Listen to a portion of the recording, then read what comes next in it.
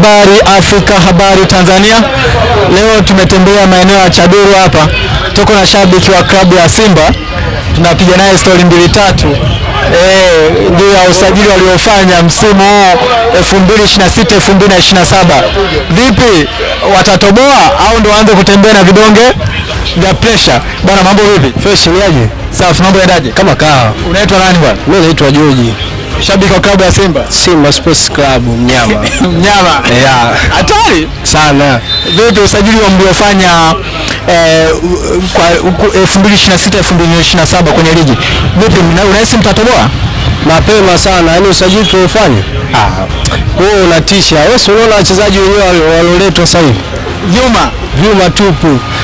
Osmani wa Bongo katua hapo. Hatari sana. Nyie hamtatembea na vidonge vya pressure msimu huu jamani? Msimu huu tumeshajipata. Hata msimu uliopita mbona ubingwa ulikuwa wako wetu, tusema hivyo yani. Na Kagame na Sekafa Kagame amecheza mechi mbili Mechi mbili si ndio hivyo? Kagame amecheza mechi mbili. Mechi ya kwanza tumedraw suru bila kufungana. Mechi ya pili sasa hivi dakika ngapi hapa? Dakika kama 73 bila. Mko na Osman wa Bongo.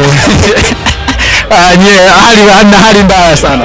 Hali yetu sisi nzuri. Hata ukiangalia wachezaji wanaocheza sasa hivi wapo vizuri. Sema tatizo tu ni kwamba bado tunajiweka fit. Sawa?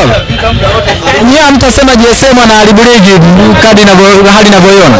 Hapana, kama anafanya usajili mzuri na yeye pia afanye tu ili tukutane tujue sasa hakuna aliyefeli. Umemwona Peter Sherrill wamemshusha klabu ya Yanga, wamemshusha Peter Sherrill. Yule kashazeeka, hata ukifuatilia huko nyuma alikama mwenyewe alisema yule hatoboi. Sasa hivi anaweza kaa na shangilia lakini hamna kitu kwa hiyo viongozi wenu wamefanya usajili bora na bado nyuma bado vinashuka, usajili unaendelea. Sije mkaanza kumtukana Mangungu jamani. Mangungu raundi atukani. Sio, tumebeba makombe mawili yote. Wanasema majagi lakini yale makombe.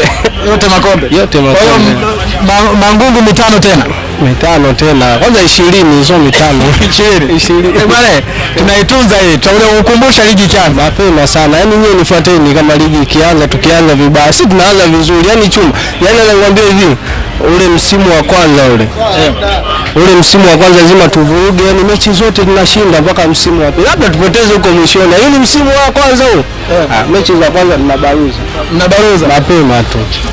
Bwana, asante sana. Yes.